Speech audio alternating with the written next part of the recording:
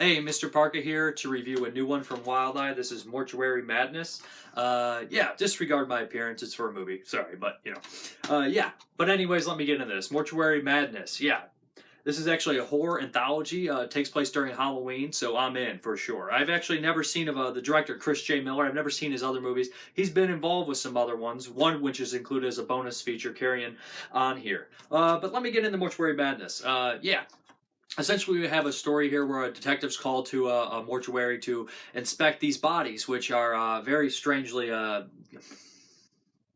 killed. They died in very mysterious ways, and the mortician believes that it's not just an accident as they were stated to be. So the detective comes in, and the mortuary guy, the mortician, starts telling him this is actually how these people died. It's kind of similar to the Tales from the Hood storyline, but instead of Clarence Williams III, we get Carl Crew from Blood Diner, and what is the other one? The Secret Life of Jeffrey Dahmer. And as the stories progress, we find out there's a little bit more to the story than we thought before.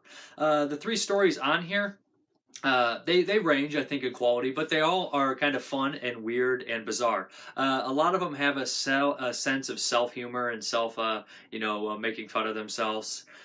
This is the acting in the movie is pretty rangy. Some of it's really bad, some of it's okay. I think that some of the performances are made really horrific because some ADR choices, and I think it's just kind of done for a comedic element, I believe, at points. But it is distracting and it is a little bit hokey, really hokey.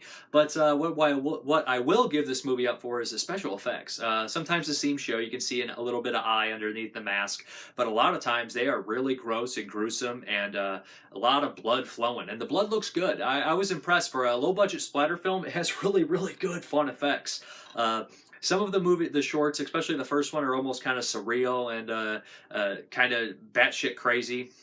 And the twist is kind of cool, although necessarily it's a little iffy when you see the ending. All the twists become a little iffy when you see the ending. You're kind of like, well, how did that, but not necessarily put all the pieces together. So you're like, whatever. But the first story follows a apartment manager who completely loses his mind. I guess not unsimilar to the movie Super. He loses his mind, and he starts thinking all these people are out to get him, and he eventually goes on a kill crazy rampage. This one's kind of funny because the guy keeps thinking everybody's out to get him. He's very paranoid. So he's like, "They're terrorists, taggers. They're terrorists. They're probably illegal immigrants. Yada yada yada, etc. etc." The cop that he actually comes to interview him is actually really funny as well. So I think that one was probably one of the better ones of the three stories.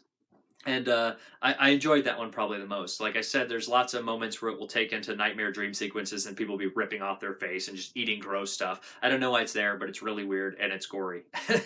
The second story in here follows a group of people that try to connect with one of their dead fathers. And what happens is they actually bring the spirit of this Old West criminal who's looking for his gold back into modern day. The best part about this is actually how the old school criminal looks. The Old West criminal looks great, like he's missing all the skin on his bottom and he looks like a gunslinger. I really appreciated the way he looked. There's some really hokey digital effects in here that I didn't particularly like, but I thought that one was okay. Probably the weakest of the three.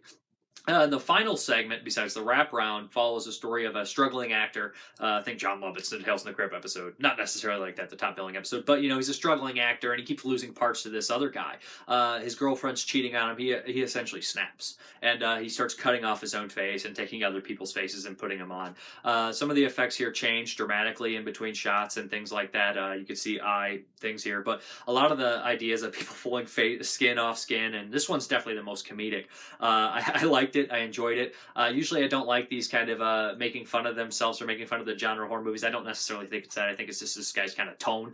But it's so bizarre and weird that I kind of got a kick out of the whole thing. I do think that, like I said, the acting is really, really patchy in parts, but a lot of that's due to the ADR.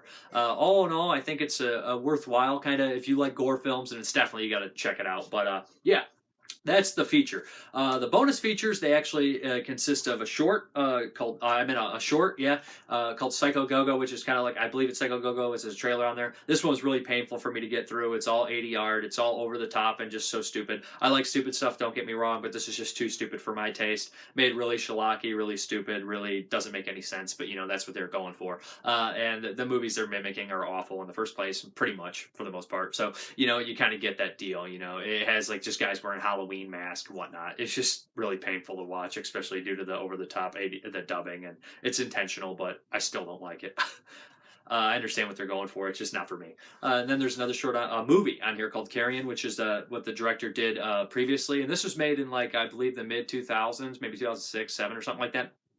So it's shot on digital, but it's a black and white film. It's kind of going for like the film noir aspect, but you know, it doesn't really have the lighting and stuff and the shadows to make it any to feel like that or to make it any good. It's a lot of the editing techniques are really kind of strange and slow motion, and again, the acting has the same, a lot of ADR, a lot of patchy ass acting, and it has the character from the wraparound in this is Geiger, Detective Geiger, and he's just a kind of a bizarre character. Kind of reminds me of, like, he's from Lord of Illusions, kind of going for that vibe, but he has like comedic moments in there that don't feel, tonally he's all kind of a weird character. It's like he's from a different movie. I didn't particularly like this at all, but I did enjoy the main feature on there, which is what's most important. It also comes with a weird short, Frankenstein Goes to Camp, which is this bizarre animated thing, and a bunch of trailers. So if this sounds like it's up your alley, I'm pretty sure you can grab it pretty cheap. And the main feature on there, I'd say check out. The other two, I'd leave. But I'm Mr. Parka. Thank you very much for watching, and have a good one.